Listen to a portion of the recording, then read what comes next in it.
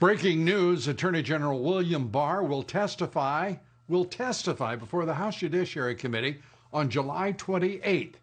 The chairman of that committee, Jerry Nadler, has made it his mission, he says, to impeach Barr. Nadler had also threatened to slash Barr's entire personal office budget if Barr didn't testify. Clearly, the fearsome Nadler, radical dim that he is, has intimidated the Attorney General of the United States into testifying. This is going to be good. Nadler, you know, doesn't stand a chance here. The radical Dems are questioning another hearsay whistleblower. That's right, the radical Dems have come up with another one. Aren't they clever?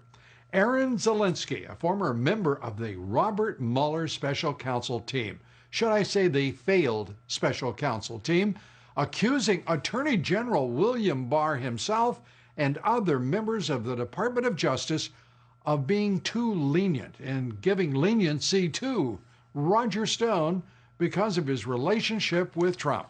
Here's what Congressman Jim Jordan made of Mr. Zelinsky yesterday. You allege all kinds of politics. You go after the Justice Department, you go after Bill Barr, you go after the president. You file a sentencing memo on February 10th recommending 7 to 9 years. The very next day, your boss files a supplemental sentencing memo recommending 3 to 4 years.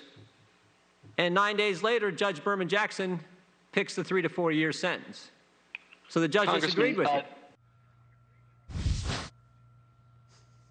Well, joining us now, the very same Congressman Jim Jordan, ranking member of the House Judiciary Committee and on the House Oversight Committee as well. Congressman, you made mincemeat of this fella. I can't believe they come up with the same tired nonsense, these radical Dems, and the same, what would the president call them, sort of low energy objects? I mean, this is a pathetic wretch.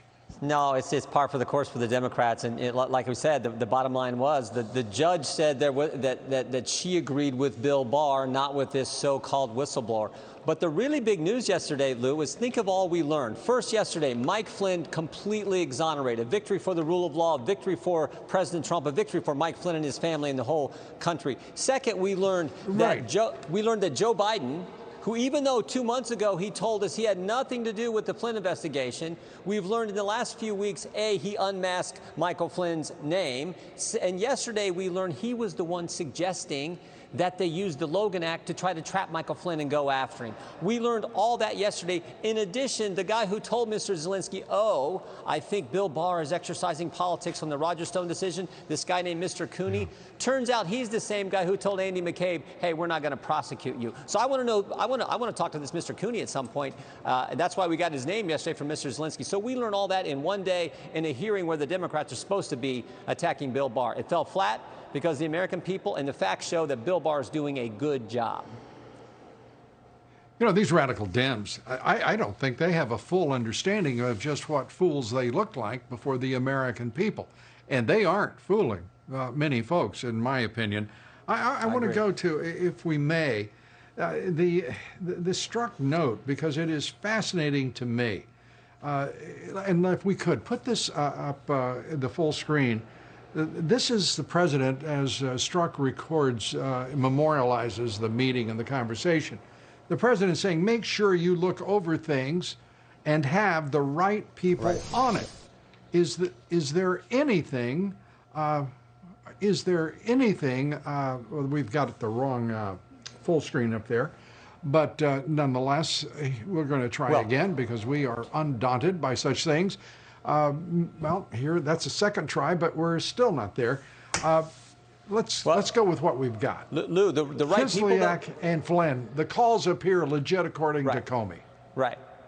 That's news in and of itself. But the bigger statement is the president, I think, Lou, saying put the right people on the case, because understand what happens in the next 20 days. 2 days after this meeting takes place on January 4th, 2017, 2 days later, Comey goes to Trump Tower, briefs the president on the dossier. After Clapper and Brennan leave, he sticks around, briefs President-elect Trump on the dossier that Jim Comey already knows is a false document and knows is paid for by the Clinton campaign. They brief the president so they can leak the fact that they briefed the president, and the press will report that. A few days later, Ignatius writes his story to try to take the edge off of Michael Flynn so he doesn't suspect anything. And then a few days after that, January 24th, Jim Comey, even though the agents on the Flynn case wanted to drop it back on January 4th, on January 24th, Jim Comey sneaks guys into the White House, doesn't notify the White House counsel, doesn't follow the rules, doesn't follow the process you're supposed to follow, sneaks them in to set up Michael Flynn. And we know they were trying to set him up because we have Bill Priestap, Peter Strzok's boss, we have his handwritten notes where he said, what's our goal? Is it to get Flynn to lie and so we can fire him? And that is exactly what they did. So this is all part of this 20-day time frame where they are sequencing out their insurance policy to make sure we don't discover what they did. And the sad fact is, or the good news for us is, we did discover it, and it's all coming out now. And ultimately, we'll get completely to the bottom of this when John Durham's investigation is complete.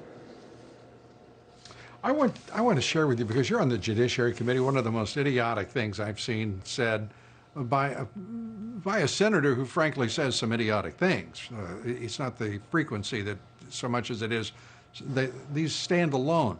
This is what he said in regard to the appellate court decision. If we could put up this full screen now. This is Lindsey Graham saying about the order to follow the Justice Department motion to dismiss the case. Justice, finally justice. Justice delayed is better than no justice. I've got to ask you, we've just watched as a featured principle of the greatest political scandal in the country's history. Yeah. Organized and with the knowledge of the president and the vice president of the United States, according to Peter Strzok's notes. And this chairman of the Judiciary Committee comes out and says this is just justice delayed. Where in the hell does he live? Yeah, I think Michael Flynn said it best yesterday. I know he was on Rush Limbaugh's show and at some other shows. Michael Flynn said, this is a great day for me, a great day for our family. But more importantly, what happened yesterday is a great day for the country, because ultimately Michael Flynn was completely exonerated, a guy who served our country for 3 decades, a general. That to me was the real takeaway from yesterday with General Flynn. And God bless him, and God bless his family. Well, that's I think a sentiment we can chime in with, applaud, and share. But I still think it's a damn shame that the chairman of a Judiciary Committee would say something as ignorant as Senator Graham. This should be about justice, and by God, we're still a far distance from justice for those responsible for this atrocity against the general, his family, and against this president as they tried to overthrow him and his administration. Congressman Jim Jordan, we thank you for all that you have done.